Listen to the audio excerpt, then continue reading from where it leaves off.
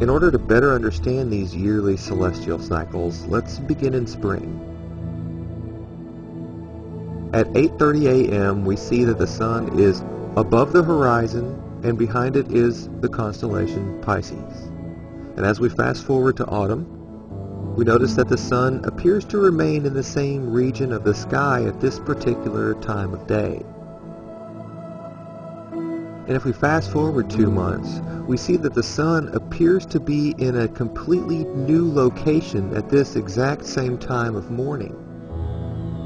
When we superimpose the position of the sun at 8:30 a.m. in the early autumn with the position of the sun on Christmas morning at this very same time of day, the movement is obvious.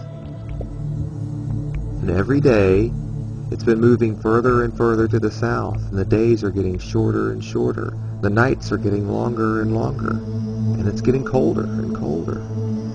On the first day of the winter solstice, December 21st, the sun will not only cease its apparent descent into this abyss, but it also stops this southerly movement. And for 3 days, the sun will appear to rise on the horizon in the exact same place.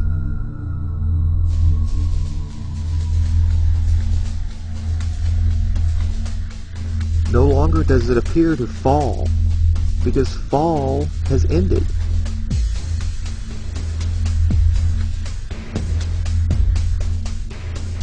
After the sun has appeared to be dead for 3 days, having not moved in its usual fashion, it begins to move in the opposite direction, to the north, and the cycle continues.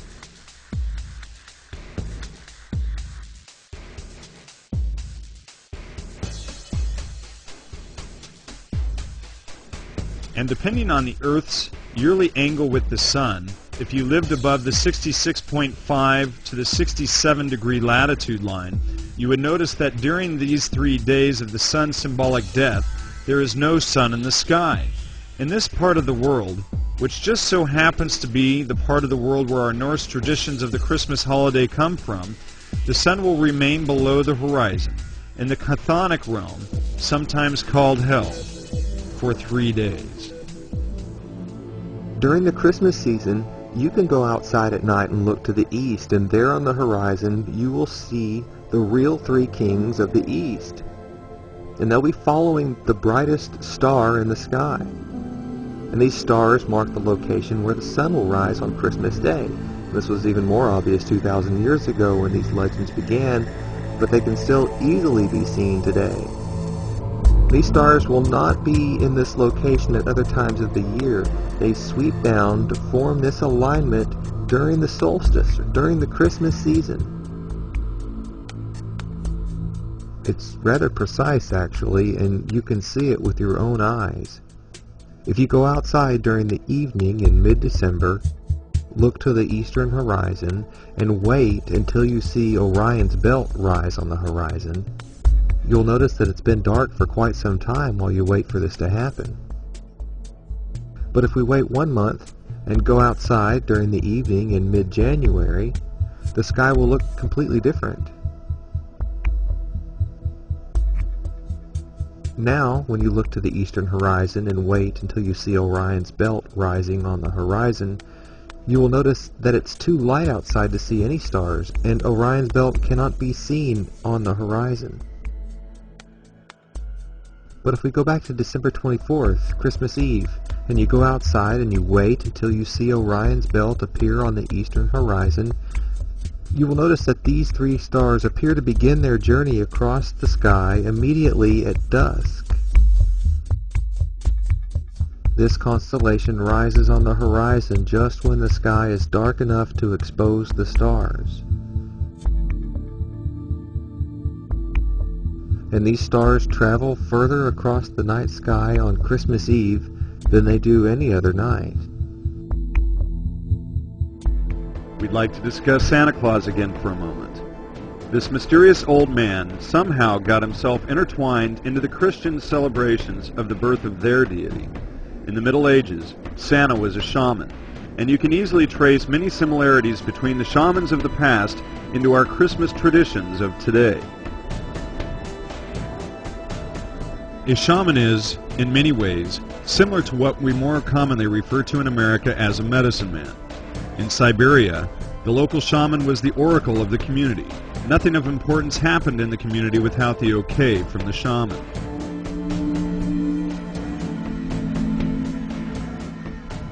The shaman would also hold very strong plant knowledge. This knowledge included plants for medicine and healing, poisons and warfare, and powerful hallucinogenic plants used in their religious ceremonies.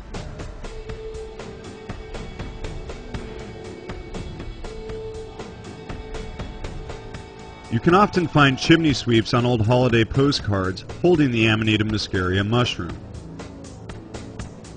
This is but a subtle hint to the connection of someone with the Amanita mushroom and a chimney.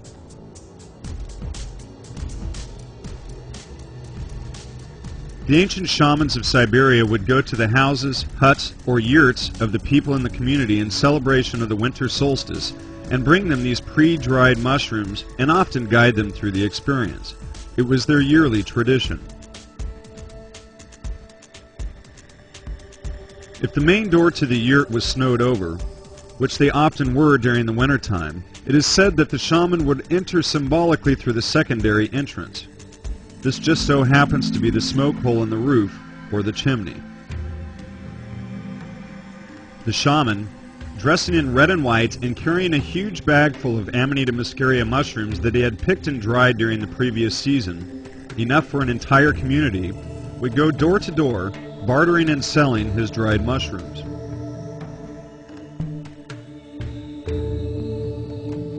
And how would the shaman travel?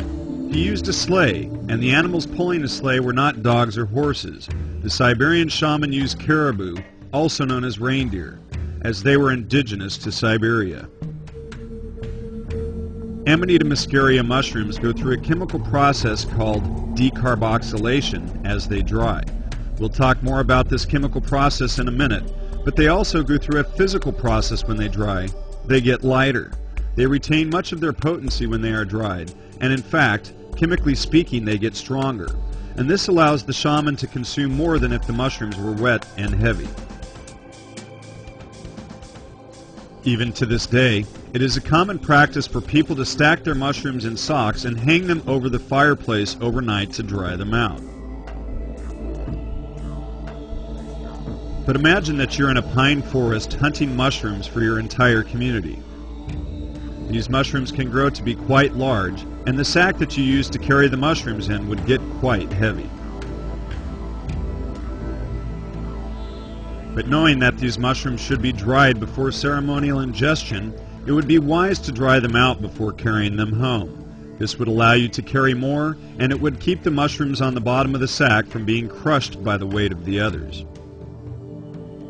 One good way to dry the mushrooms, as you continue to hunt for more, is to select a tree in a central location and use its boughs as a basket to hold your freshly picked mushrooms, drying them in the sun as you search for more. This would look a lot like a decorated Christmas tree. And as we mentioned, the red and white mushroom Christmas ornaments are some of the oldest ornaments you can find.